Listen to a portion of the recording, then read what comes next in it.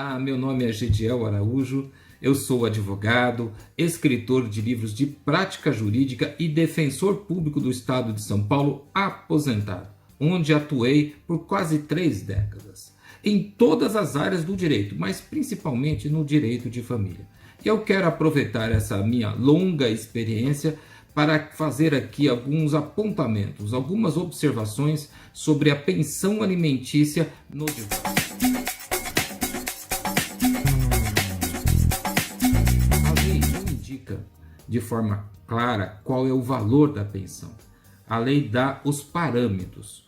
O Código Civil diz que a pensão deve ser fixada de acordo com as necessidades das crianças, né? E as possibilidades daquele que está obrigado, no caso aí o pai ou a mãe, dependendo de quem ficou com a guarda dos filhos. Há um entendimento na doutrina e na jurisprudência brasileira de que o valor máximo da pensão alimentícia é 1/3 dos rendimentos líquidos do obrigado. Esse seria o valor máximo. Ou seja, se uma pessoa tem uma renda líquida, por exemplo, de R$3.000, o máximo que ela vai estar obrigado a contribuir para o sustento dos seus filhos menores é com R$1.000. Não interessa de quantos sejam os filhos, tá? Podem ser 5 filhos, 3 filhos, 1 filho, ou seja, não interessa o número de filhos. O máximo que esse obrigado vai ter que pagar é 1/3 daquela renda líquida que ele tem. Isso não quer dizer que não possa haver exceções. Por exemplo, naquelas situações em que há uma situação especial, por exemplo, um filho que demanda um cuidado especial, o que impede que a mãe, por exemplo, trabalhe, ou vice-versa, né? Impede que o pai trabalhe, que hoje é também comum, né? Muitos pais ficam com a guarda dos filhos.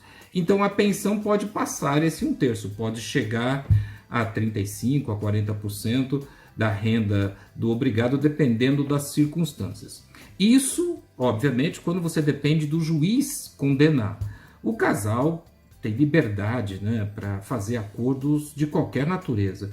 Eu mesmo já mediei acordos que envolveram, por exemplo, o obrigado pagar 50% da renda dele.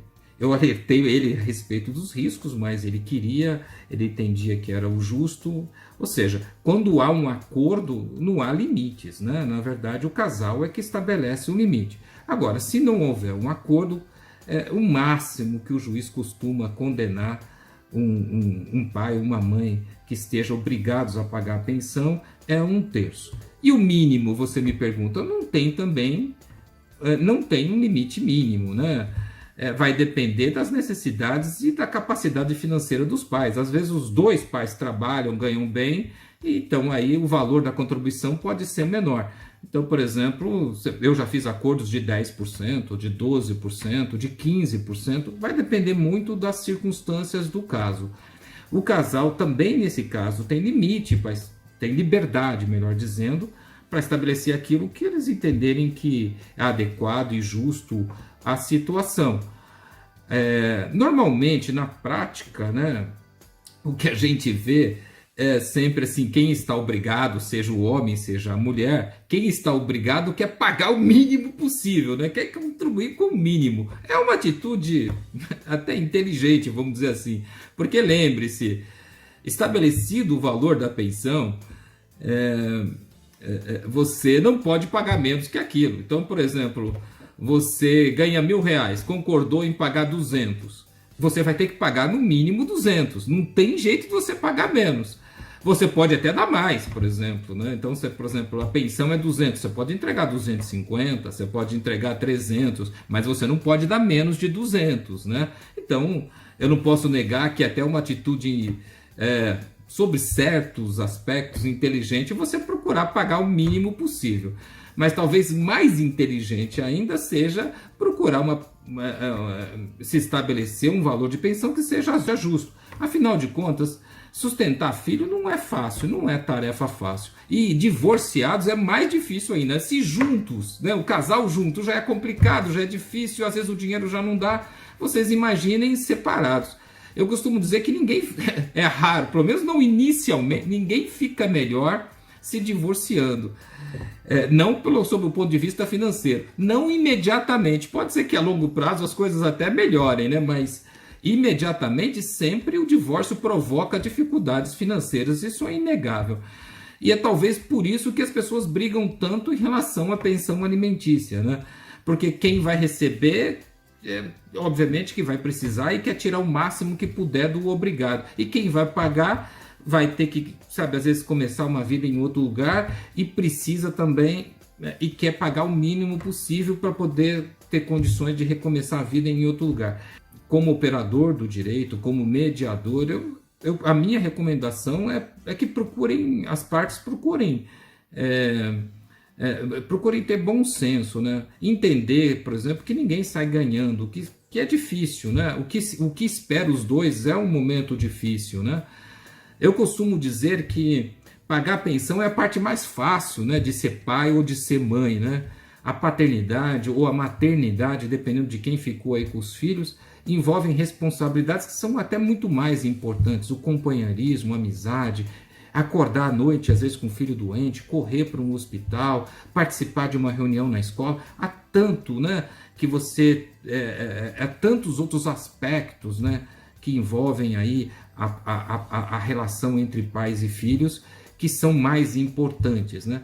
A pensão alimentícia, óbvio, é um aspecto financeiro que é muito importante, mas não é o mais importante, não é o mais difícil de ser pai ou de ser mãe. É importante também registrar que mesmo quando aquele que está obrigado, está desempregado, tem que pagar a pensão. Às vezes a pessoa está passando por dificuldades, tem lá um monte de dívida. Tudo bem, eu entendo, mas a dívida mais importante, a questão mais importante que você tem é a obrigação em relação aos seus filhos. E é isso que o juiz vai cobrar de você. Então o juiz não vai deixar, por exemplo, eventualmente de prender você porque você não pagou a pensão, porque a prestação do seu carro estava atrasado. Não, porque os seus filhos são mais importantes do que o seu carro, são mais importantes do que o seu aluguel, são mais importantes do que a sua conta de luz. Então é importante a pessoa ter essa compreensão, que mesmo desempregado, mesmo trabalhando sem vínculo, tem que contribuir para o sustento dos seus filhos. Agora, vamos dizer então que não vai ter acordo e que você vai ter que brigar pela pensão. Quem vai pedir a pensão tem que entender que no direito, lá na justiça, tudo depende de prova.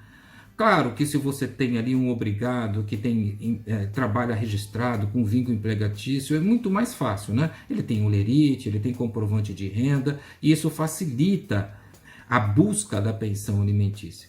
Agora, se o obrigado é autônomo, trabalha por conta ou está desempregado, então aí as dificuldades são muito maiores, principalmente quando o obrigado trabalha como autônomo.